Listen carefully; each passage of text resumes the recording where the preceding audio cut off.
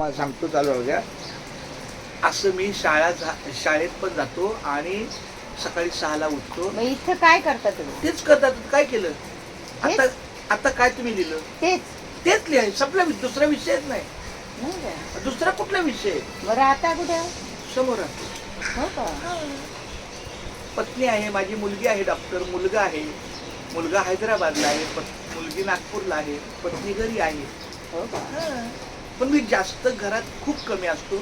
जेवण्यापुरता आणि आपल्या प्राथमिक आणि ज्या काही तयारी असते, माझा जास्त वेळ मी नामाचा बाजार ह्यासाठी विकत घेतलेला आहे की इथं माझा चांगला ते आईवडिलांच्या सानिध्यात आणि पांडुरंगाच्या सानिध्यात. हे माझे आईवडील.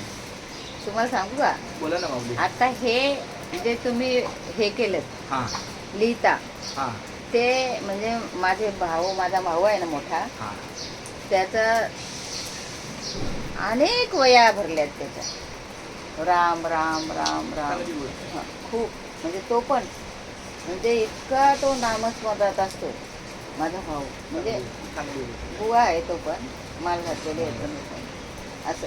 म्हणजे त्याला पण ते वेळ आहे. हो. नाही, मी नुसतं राम लिहिण्यापेक्षा आपल्या हरिपाठामध्ये काय आहे? कृष्ण हा मग तेच त्याने फक्त तो रामच घेतला. चांगली गोष्ट. राम रामकृष्ण हरी तो चालतो म्हणा.